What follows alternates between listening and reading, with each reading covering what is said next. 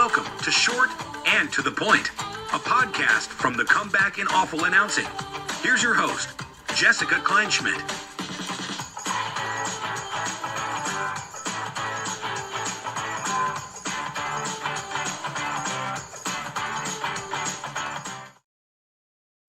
Hi, everyone. Welcome back to another episode of Short and to the Point. Jess Kleinschmidt here for the Comeback and Awful Announcing. Very excited about this episode. I'm so glad you guys don't have to hear us doing the pre and post recordings, because when my good friends stop by, it's just nothing but good fun. Robert Murray stopped by of FanSided. He is the website's own baseball insider. I've been friends with this man for, 10 years now, right when he got his start, maybe a little bit less than that. Time does fly by. And to watch him grow from this little blog site that him and I worked together at FanRag years ago with the very well-known John Heyman, to now he's creating a space and a name for himself as one of the premier baseball insiders. And it's just great to see. And for me, who is a baseball nerd, we know it's been very much a slow free agency, even after Shohei Ohtani signed with the Dodgers. Not just signed, but made it official, did the whole thing. Yamamoto also signed with the Dodgers. So it's still trickling down, still very much not a domino effect like we anticipated. So we talked about that. Very much interesting overview of what's happening into the winter months. Perhaps we won't see some of these Scott Boras clients be signed until spring training. It's always an interesting dynamic when you see a guy walking into the spring training facility, introducing himself to his new team. So we go over that as well. So without further ado, here is my conversation with my dear friend, Robert Murray. Well, Robert's here. Robert, my dear friend, thanks for stopping by Short and to the Point. Hey, it's good to be here as always with you. I'm just absolutely stoked to be here. Me too. And it's been a long time coming, but when I thought about what's going on in free agency or lack thereof, you're the first person I thought of. And let's talk about that. It's moving slowly for now. And how would you compare, I guess, the pace of what's going on in the winter months compared to previous free agencies? It kind of reminds me a lot of the lockout. Just there's absolutely nothing happening. And I mean, I say that because we've seen very little movement whatsoever. I want to say I saw somebody tweet the other day, or even today, that like 9 players out of the MLB trade rumors top 50 have signed, which is crazy, especially considering we're almost at the new year. And I mean, that being said, like during Christmas Eve, that time the talks were like pretty dead. And now I'm like, it depends on who you talk to. Like one person will say, yeah, it's pretty dead right now. Another person literally just told me before we hopped on the show here that, what am I allowed to swear on this? Yeah, absolutely. All right, he said shit is about to go down. So I don't know necessarily what that means. But I'm hoping that's a sign that the offseason is going to heat up a little bit. But for now, it has been moving at a snail's pace. I am ready for it to heat up because, quite frankly, it's been pretty boring. And before we get into the Ohtani talk, that we kind of assumed was going to be the domino effect, right? He would find his place, he would sign, he would have the press conference, and then think the dominoes would fall. Why is it taking so long? I mean, Ohtani signed. We know he's going to be a Dodger. What's going on? Yeah, it's been a very puzzling offseason because I was of that same belief that as soon as Ohtani signed, it was going to end up being a free-for-all for all these other free agents. And then Yamamoto had about 8 serious suitors involved, and they were all big market teams. And it stalled the market even more than I think what happened during the Ohtani sweepstakes. And Yamamoto ended up signing, and then it left. I mean, right now you look at the top guys in the market. You have Cody Bellinger, you have Matt Chapman, you have Blake Snell, or Jordan Montgomery, Lucas Giolito, players along those lines, Josh Hader as well. And what do a lot of those players have in common? Most of them are represented by Scott Boras. The only ones that are not among the players that I listed are Josh Hader and Lucas Giolito. The rest are represented by Boras. And Boras is always someone who's really patient with the market and is not going to rush to take a deal. And he's someone who's not afraid to wait it out. And we've seen him do it with other free agents in the past. And it's just resulted in less of a frenzy than I think anyone could have really expected, because this is moving way slower than I could have ever anticipated. I think there is some sort of light at the end of the tunnel for some of these guys. I think next week is going to be really when it all starts to heat up, but it's really slow right now. It's requiring a lot of patience. And as you know about me, Jess, I value my sleep every night, and it's allowed me to maintain my sleep schedule. Although it has been I think it's about to get a little bit more crazier thrown around than it has been all off season.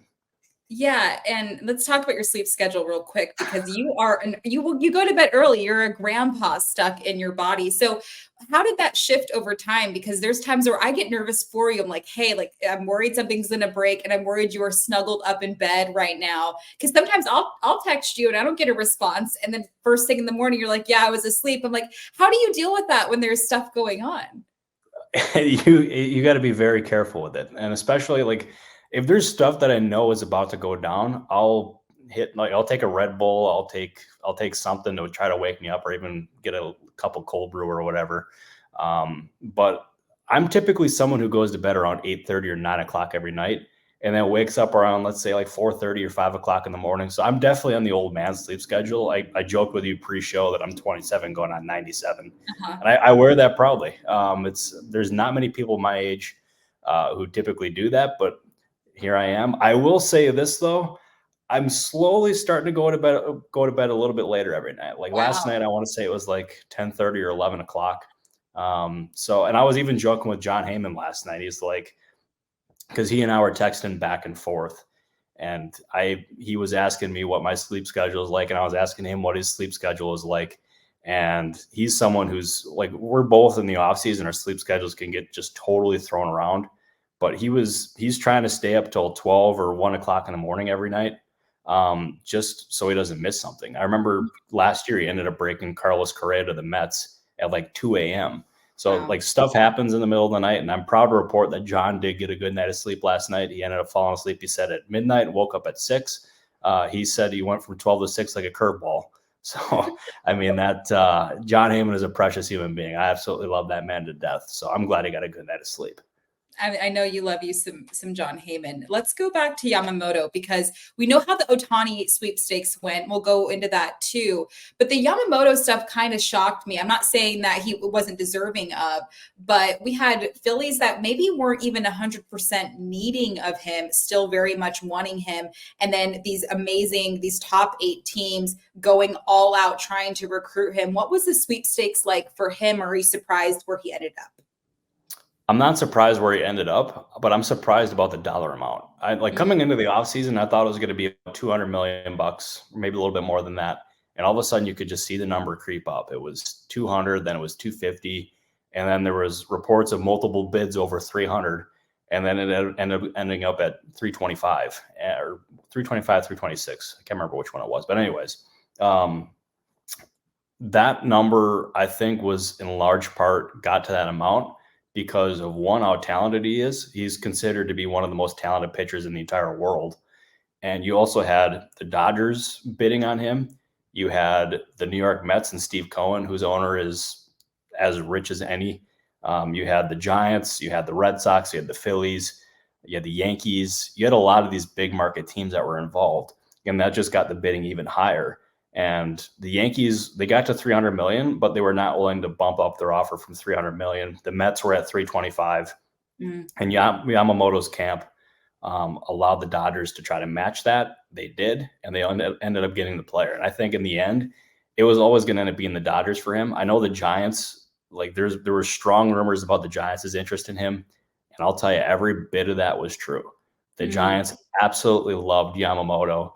And as Andrew Bagley of The Athletic said, that was a player that they valued internally more than any player, or at least pitcher, since the Farhan Zaidi era started. And I think that says a lot about their interest, but they just were not willing to go to 325 because of it. They lost out on the player, and even worse yet, they watched him go to a division rival. Yeah. And, the Giants are always kind of, bridesmaid, never a bride. And I covered the Giants pretty heavily during the Bryce Harper possibility era. Giancarlo Stanton comes to mind. Of course, they wanted Ohtani, who didn't. But what about the Farhan Zaidi era intrigues you? And not just that, but they've got Buster Posey there now. So that's kind of an interesting dynamic. But why do they keep coming up short? It's a great question. And I think obviously one, money plays a huge part in it. I mean, they've shown the willingness to spend big on a guy like Aaron Judge. They've shown that they want to be involved in the bidding for Bryce Harper. They did agree to a deal with Carlos Correa. So it shows like they can do it, but obviously he failed the physical and they ended up nixing the deal. But it's been always the bridesmaid, never the bride for the Giants. And I think internally it's got to be pretty frustrating for them. And we've even seen Buster Posey voice that frustration, and he mentioned possibly some concerns about the city of San Francisco and the safety there. And I can't imagine, like, I get what he was saying with that, but I also wonder if Posey making those comments kind of hurts a little bit. And it could just further add to that notion that San Francisco is not a great place. I think what Posey was like, his intentions were good. I just don't know if he should have necessarily said that. But I think like Farhan Zaidi gets a lot of flack for how he runs this team and pinching pennies and how he's always like churning the roster and not willing to give out the big deal. Obviously, he's done it. He did it with Jung-Hoo Lee, but they've lacked like the big star piece, and they've just got secondary pieces. And I think until he ends up getting that big name player, it's just going to be a lot of questions surrounding Farhan. But it's not for a lack of effort. And I think the Giants, if they want a star like they did with Yamamoto, I think they can't worry about finances. Like overpay the player. Because if you view Yamamoto, if you view Bryce Harper or any player like that as a franchise altering player, go get him, spend whatever it takes, because once you do that, other players are going to come. And I know money's always going to be a factor, but what about the roster itself? Because, I mean, obviously they did sign Jung-Hoo Lee, and you're thinking about what's going on in the outfield now. Like, I'm very biased. I love that team. Logan Webb, of course, was almost the Cy Young winner this last season. I think Casey Schmidt is definitely an up-and-comer. And I feel like with those names, I think that's a solid team. Is there any concern with that roster that perhaps somebody wouldn't want to be on that team? Because I know the monetary value is always going to be there. I know how Farhan operates, but could it be a roster situation? No, and I think if you look at the Giants' roster as a whole, I think they got talent there. I mean, if you look at the rotation, Logan Webb, having him as a number one is a really good thing. And plus they got him, 5 years for $90 million, which for a player like that, that's good value. Yeah. And Kyle Harrison, I think, is going to be one of the best young pitchers in baseball before too long. He is a really, really talented player. I know there's been rumors about the Giants possibly trading him for a bat. I would not even come close to doing that, because I think this is a dangerous comp, because I know how highly valued Tim Lincecum was, but I feel like that'd be kind of like trading Lincecum before he became Tim Lincecum. And I would not trade Kyle Harrison at all. And if like they obviously on offense, they have pieces there too. Like I like Mitch Haniger, Casey Schmidt, the young catcher that they have, Patrick Bailey, stud. And they have pieces there. And if they end up supplementing that properly via free agency or by trade without trading Kyle Harrison, then I think they could have the makings of, I mean, I don't think the division is a realistic thought at this point, considering where the Dodgers are at, but getting into as the top wild card and then trying to do some damage from there.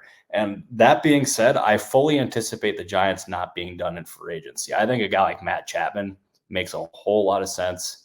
Obviously, Bob Melvin from their time in Oakland. The fit there is, I think, absolutely something that makes sense for both sides.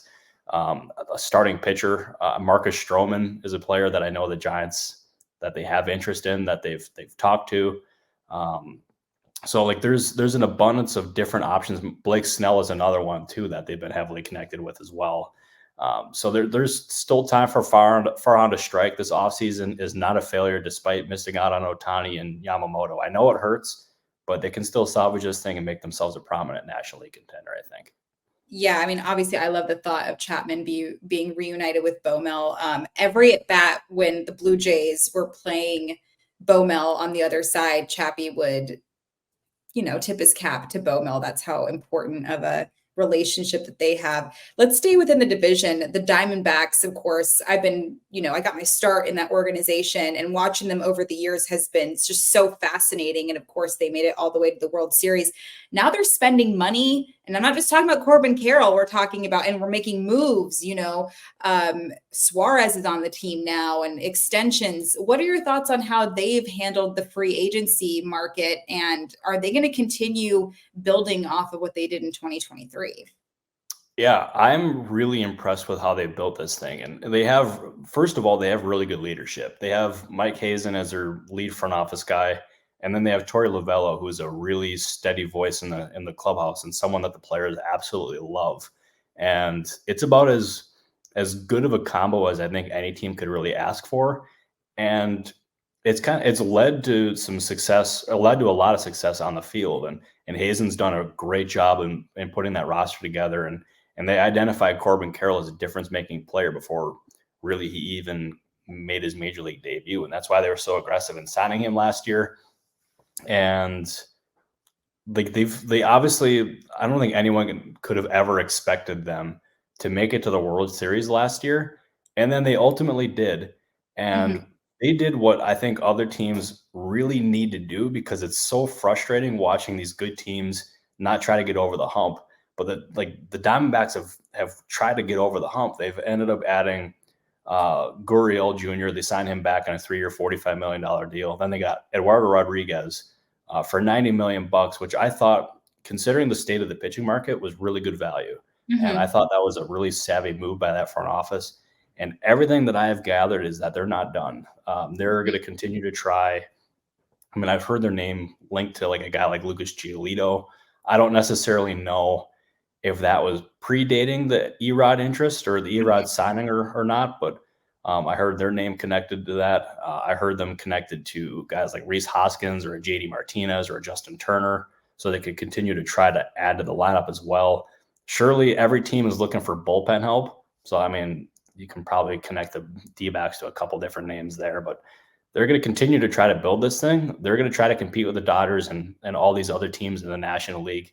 I give them a lot of credit because, as I said before, there's not many teams who are not, or who are willing to try to get over that hump there, and they're trying. And I would just wish more teams did it, because this is really refreshing. And I tip my cap once again to Hazen and Lovullo, because they have done an unbelievable job there for sure. They really have. And like I said, like just like you said, it's really great to watch, especially with like all these younger guys and just seeing what they were able to do. Like the wild card situation was awesome too. Something that I've been curious about over the years is like the Marcus Stromans of the world, obviously Yamamoto. These guys are under 6 feet tall. And when it comes to starting pitching, JP Sears is our guy over on the A's, and people are always talking about the frame, the build. How much goes into, is there even a concern when it comes to that with some of these guys? You said Stroman's having an interest of the Giants. When it comes to shorter guys and starting pitching, how much of that is a factor, or is it at all? I don't think it's a factor. I think it's the era of the short king, and let's go. We love it, baby. We love it. And it's like Yamamoto, like he quieted all those concerns when like he does so many different things to maintain his body. It's so different than any other player. And he's had a lot of success in like maintaining that and not getting injured. We've seen Stroman have a really strong start to his career, and it's led to interest from a lot of these big market teams. Like the Dodgers were in on him at before the Yamamoto thing. I don't know if that they're involved now, considering I don't know how much money or how much more money they have to spend after spending over $1 billion. But the Giants were involved, are involved, I believe. The Angels showed interest at 1.2, and I know there's a bunch of other teams that are involved here. So it clearly seems like teams are not as concerned as they once were. I don't think Stroman's going to get like the long-term contract by any means. I think it's going to be probably the 2 to 3 to 4 year range in that ballpark for probably about $20 million a year, I would say. That's what he wants though, right? That's what he wants. No, exactly. And I think there's going to be a few teams that are willing to give it to him for sure. I just don't necessarily know how imminent a signing is there, considering that you have other guys like a Montgomery, a Snell, Giolito, Lorenzen. And there's a lot of really good pitchers in the market, but all it takes is one or two teams to get frustrated by Boris slow playing the market for them to try to pounce on a Giolito or a Stroman type for sure. And sticking with pitching, but we'll go to the bullpen market. Obviously, I watched Josh Hader over the years, and it's been kind of cool to just watch the reliever position get monetary value and multiple years on a contract. So over the years, what have you noticed about the bullpen? I actually had Lance Lynn on the A's show, and he's obviously been in the league forever. And he said, yeah, back in my day, bullpen, a reliever, your career was pretty much coming to an end if you ended up out of the bullpen. And it's very different now. You have a guy like Hader waiting to get that really huge contract. So what's the market been like for that position over time? It's definitely grown. And I think we really got to see that last year with the Edwin Diaz deal. And it was really unfortunate with that injury that he suffered before the season, and he ended up missing the entire season. But we've watched relievers go from being kind of afterthoughts in free agency to getting these lucrative multi-year deals. And we're going to see a few of them this offseason, even besides Josh Hader. Jordan Hicks is definitely in line for one. Robert Stevenson, I think, is a really underrated name on the market. And it would not surprise me at all if he got a 3 or 4 year deal for about $9 million a year. So like, there's definitely a lot of interest in the reliever market. And it's, as I said, it's grown. Like watching the reliever market grow from when I first started in baseball to now has been pretty eye-opening. And I think the contract for Hader, when it's all said and done, I expect it to exceed what Edwin Diaz got. I believe that contract, like they could go a few different ways about it, I think. And if they wanted to, they could have a similar year and structure as Diaz and just have it go $1 million or so, or maybe $2 million over the total amount. Or they could do what was a common theme last offseason in adding years to the contract. And so it can spread out the average annual value to try to spread out the hit on the payroll. And I think both scenarios are in play here for sure. And I know there have not been that many reports about Josh Hader, and it was really interesting. But from everything that I gather, his market is strong, and he is in line to land the biggest contract for a reliever in baseball history. Good. I don't think his signing is imminent by any means, but it wouldn't surprise me if it came sooner than later. And I say good because his wife is a good friend of mine and she likes fancy things, so she deserves it. We love it. Hey, good for. I'll tell you, because I got to be around Josh every day when I was on the Brewers beat for The Athletic, and I can only say positive things about him and his wife, and like they were always super nice to me, and I'll never forget that. And like as a reporter, you're not supposed to root for you're not supposed to root for teams or players or whatever, but like you root for the person. And Hader was always good to me, so I'm wishing the best for him in free agency here. Me too. I finally officially met him this past season. He was fantastic. Love it. I can't have you on here without talking about my boy Jesús Luzardo. Very interesting market for him because I see a lot of these guys during the infancy of their career. This guy just had something special with his fastball movement that should not be there. And to know that he's just been successful since going over to the Marlins, his hometown, everything like that. I keep hearing a lot of different reports. Be silly for the Marlins to get rid of him. Of course, if something crazy were to happen and a big deal would go forth. But there's also a lot of rumors saying that he could be a great fit for a certain amount of teams. What's the thought process and what are you hearing on him? So before I answer your question there, when you said I can't have you on this podcast without talking about my boy, I thought you were saying Joey Votto. I thought that was the lock of the century. Honestly, we could talk about Votto after this because I don't want to know. I don't want to know if he's not getting any interest or not. But we can go to Joey after Jesus. No, that sounds perfect to me because I have the tweet notifications on for Mark Feinsand, and he just retweeted a Joey Votto tweet. So I don't know necessarily what he said. It may have been yesterday's tweet. Oh yeah, it was just the being a free agent one about Sandra Bullock Gotcha. Yeah, we love Joey Votto. This is a Joey Votto podcast here for sure. This is a Joey Votto podcast, yes. I'll tell you, that was the first thing I noticed when I hopped on here. I think that is just the freaking coolest. I think that's, by the way, your backdrop is sick. Mine is Well, let's. I got 5 TVs. Why don't you set it up in front of the TVs? Oh, because it wouldn't work that way. It's for some reason the angle would just be weird. I think I need to be a background designer, like for people who do these from home. Like, let me come into your house, let me get a few things, and I'll set it up and look all great for you. That's gonna be my side hustle, I feel. Please do, because I'll tell you, like, I pride myself in being a good reporter, but I absolutely suck as an interior designer. I got you. You concentrate on breaking news, and I will take care of your backdrop. Please do, because although I will say, once I have that thing from behind me, like hanging up, or it's like it's up and not down, then it's gonna, like, the background is just legit. That's basically, if any of you guys follow me on Instagram, that's like 75% of my Instagram stories is that. Which Jess can confirm that, because the sunrises every morning are crazy. Yeah, definitely. So I figured we might as well talk about Jesús Luzardo, couldn't we? Yeah. Yeah, sorry, I got a little off track there.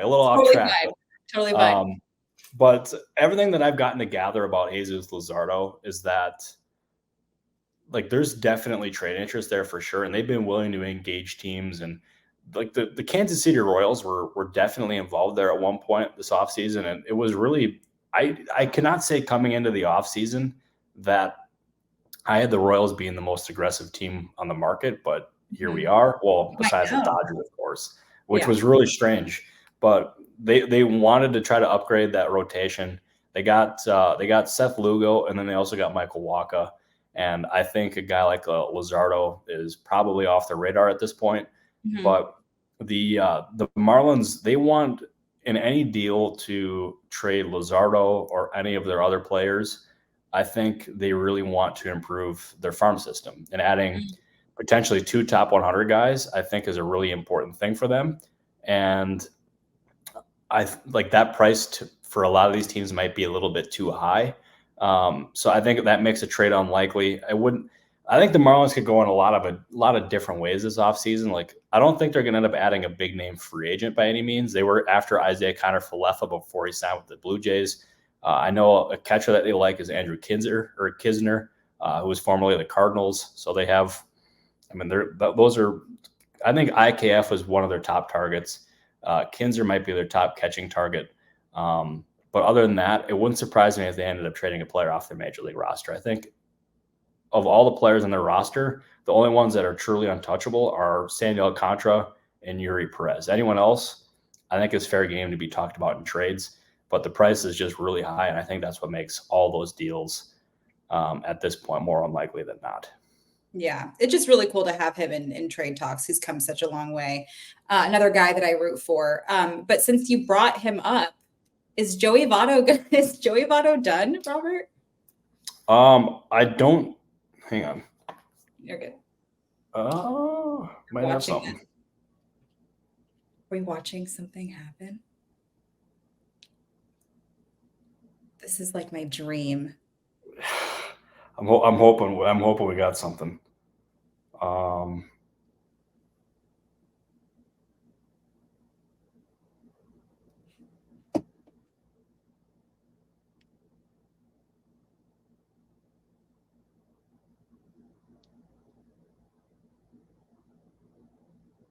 Okay, there's definitely a player who's about to sign. Probably. Okay. I was just told he's close. Okay. So fingers crossed we can break that while we're on the show here. I love that. Yeah. Okay, cool. Well, is there like a code word you have to give me to stop talking so you can tweet? Is it in your drafts right now? Is it in your drafts right now? It is not. I did not have this one on my bingo card. So yeah. How many tweets are in your drafts right now? Like that are like that waiting I expect to break? Yeah, waiting for the go ahead. Like as in like ones that I believe are imminent, 3 in totality, about 30. So 30?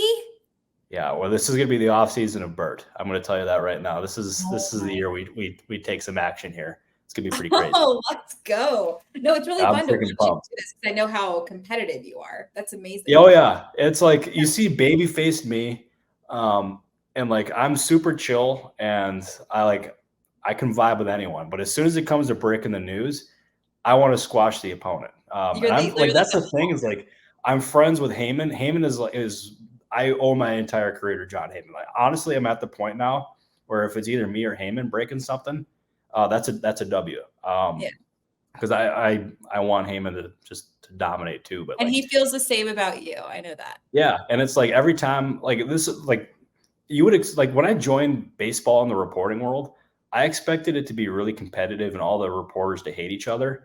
But between Heyman, Rosenthal, Jeff Passan, Bob Nightingale, they've all been super supportive of me. And what's really cool is with Heyman is like if he breaks something, I'll text him saying good work. And if I break something, he'll text me saying good work too. It's like we cheer each other on. And yeah, that's something I don't take for granted because it's really cool. And John Heyman's my guy. You know that. Everyone who follows me on my podcast definitely knows that. And I'll always have his back. That's my guy. I love that. And he definitely loves you too. So that's great to see.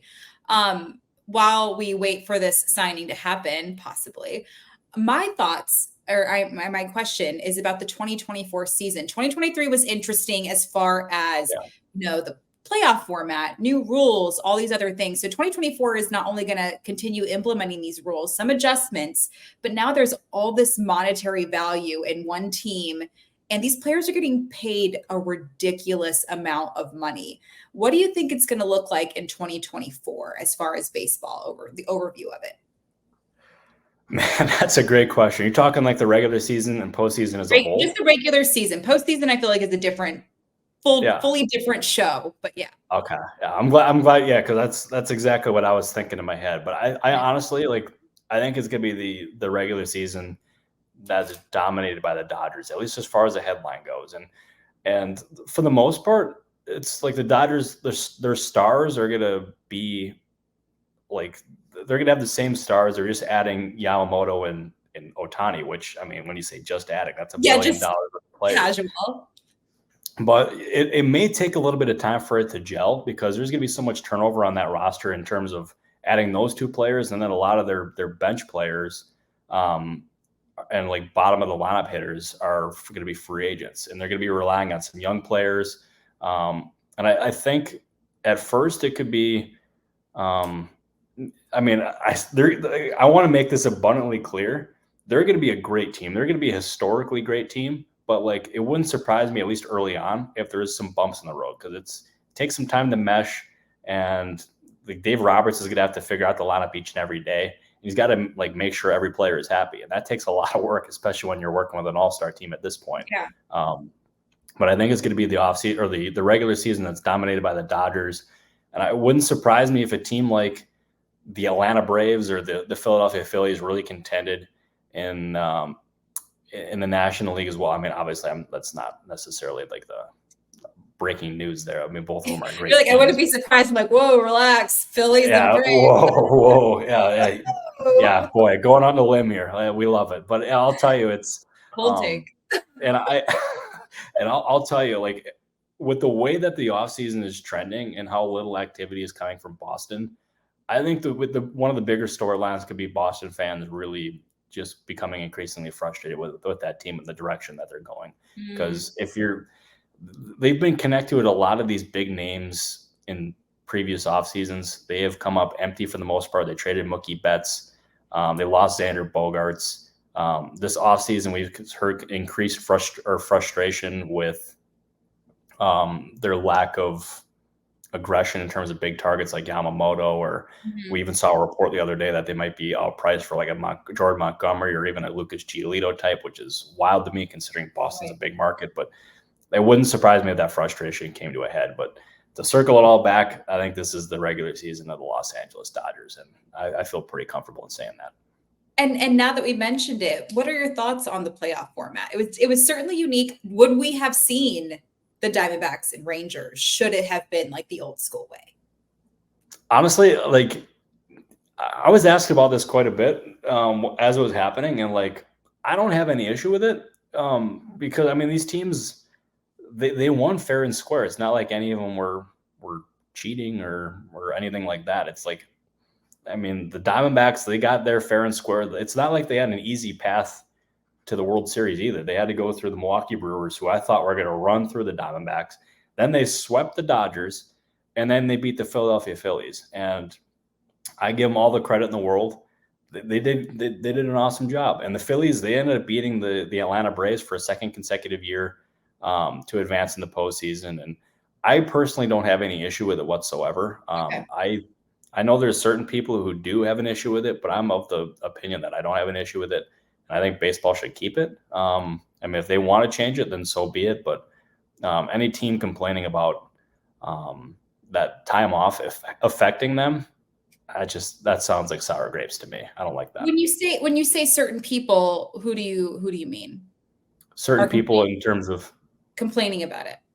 Oh, just like fans or whatever. I'm not saying like. I'm glad you asked that because it's I don't want. Yeah, I'm really glad you asked that because it's like fans. Like you don't hear like it's not like players or coaches or whatever. It's just a lot of, at least on the record, I should say that. But just a lot of fans complaining about it and setting that as a reason why their team lost. Your team lost because they got beat fair and square, and they lost in a 5 or 7 game series. It's none other reason than that, in my opinion.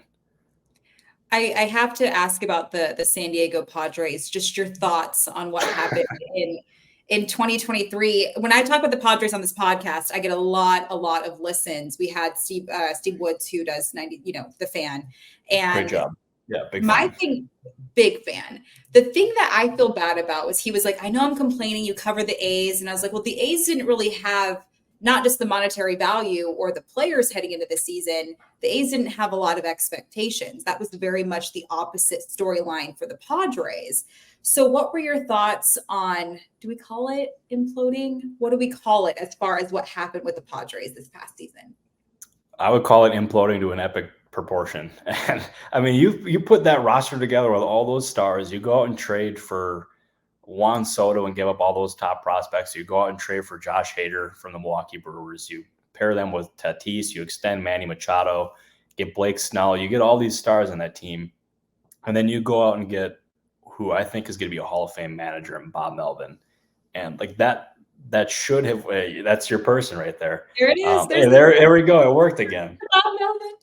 No, we love it. But I'll tell you, it's, that team should have absolutely worked, but it was definitely flawed. Like their roster was extremely top heavy, and it did not, like the bottom of the roster was not able to keep up. And like they had some good pitching for sure.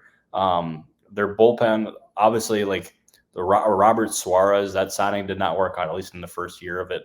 Drew Pomeranz, I mean, that when they signed into a 4-year, $34 million deal 4 years ago, that was eye-opening in the moment, but they never got production there, and that kind of handicapped them a little bit too. And it was a flawed roster. There was obviously tension between Bob Melvin and AJ Preller, and like it was just a lot that went wrong. And like I said it even coming into the offseason, the Padres did not have to trade Juan Soto. Like they did not have a mandate that they had to trade Juan Soto, but there was a lot of teams that were motivated to go get Juan Soto. The Yankees gave them a haul that improved their organizational pitching depth that really intrigued the Padres. It got them some arms to replace guys lost like Seth Lugo, like Michael Wacha. Blake Snell is going to end up departing in free agency most likely. So they have arms that replaced those guys, and it shed a lot of money from their payroll and is going to allow them to reinvest it back into the roster. And I know it's been pretty quiet so far for the Padres, and there's been people wondering, where is AJ Preller? Where is AJ Preller? I was just going to ask that. What's going on? He's lurking. He's lurking. He always is. Yeah. Always is. But I will tell you, do not underestimate AJ Preller. I think it's less likely this offseason that he makes a big move, but if there's an opportunity that allows him to strike, to add a meaningful player, perhaps even a pitcher, then I think if the opportunity is right, I think he can pounce, and I think he would pounce. But it's definitely a different start to the offseason than it has been in previous off seasons for the Padres. I've even had some people ask me, where is I've had agents ask me, where is AJ Preller? Because he is not as active as he has previously been. Yeah. Probably at this point, it's just him waiting out the market for the prices to come down. But as I said before, AJ Preller is lurking. He's absolutely lurking. I have two more before I let you go. The one question I have, how many spring training signings are we going to have? That is a hell of a question. Are we going to have a guy going hi, welcome to spring training in March. This is my new team. It wouldn't surprise me if we had a handful of those for sure. If there's ever a big name that I think could last that long, it might be Cody Bellinger. But I think he ends up signing probably in late January. That's going to be my guess right now. But I think we're going to see a handful of late signings and even some of them that go into spring training. I remember I can't remember what the offseason exactly was, but I was in the Brewers clubhouse and all of a sudden, got the text that Mike Moustakas was signing. And I'm like, all right, this is interesting. You just don't expect players like that to sign during spring training, but I think this is going to be the offseason where we get a few of those kind of signings that happen for sure. Very cool. Like the first day of school, but later on, I guess. Exactly. We love it. We know it's definitely going to be an interesting free agency, heading into spring training and all of that. But is there a team, maybe the Royals comes to mind, but another team that maybe is going to surprise a lot of people and do some of these late big-ish signings before the season starts? That's a good question. The team that immediately comes to my mind, I don't know if this is a surprise or not. So if this does not suffice, then you're not really good with the surprise stuff. You think the Phillies are going to do well this season, Robert. So I don't know. Yeah. Yeah. The Phillies, sources tell me the Atlanta Braves are going to be good this year too. So look at that. I hope we were recording that. Oh my, yeah. That's only the going to come from this podcast, Robert. I'm telling you, all the aggregators are going to feast on that one. Oh, we love it. But I'll tell you, do the Giants count? I think they do. Yeah. Yeah, considering their lack of spending in previous off seasons, I think it would not surprise me if they ended up leaving the off season with a Matt Chapman type and maybe an Imanaga. I think possibly those two could make their offseason become a success. I don't expect the Giants to be able to have enough money to sign a guy like Blake Snell and Matt Chapman. I also wonder too about the potential fit between the Giants and Snell, just because his walk rate is pretty high. I know that Farhan Zaidi's been hesitant to spend in players like that in the past, but I think the Giants could definitely spend more than people are really expecting, I guess, or they have the potential to do that, I guess. Another one, I'll give you another one too, because this is no exaggeration when I say this, Jess. I have had hundreds upon hundreds of people, whether it's on my podcast, whether it's on Twitter. I even have a Discord channel where people have exclusive access to me. And I hear this phrase every day that Jed Hoyer is hibernating. It's hibernation Hoyer. Jed is sleeping. I was going to ask you about the Cubs. Yeah. Yeah. And I think people need to be patient there. And there's so many things that the Cubs can still do because free agency really hasn't gotten started yet. And Matt Chapman makes sense for them. Cody Bellinger makes sense. I even think Josh Hader makes sense because he has familiarity with Craig Counsell from their time in Milwaukee. The Cubs could use a high-end reliever like that. They have plenty of money to spend.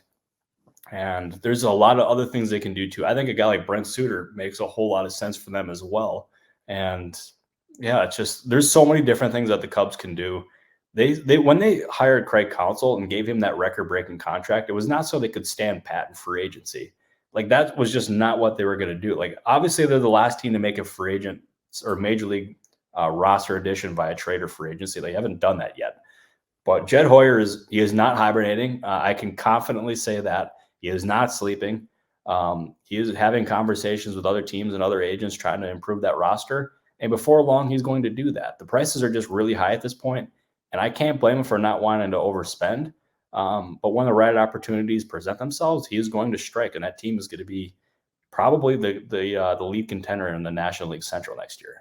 He's not the only one sleeping either. Let's just I will say though, when you hire Craig Counsell, throw all that money at a manager and then crickets, that does look a little weird, but I understand everybody's doing it, right? Oh yeah. Yeah. But it's like, I even had someone on my podcast yesterday say that Andrew Friedman is hibernating. And I'm like, he spent $1 billion, and it's people, we need to be patient this offseason. If he's hiding, what's going on?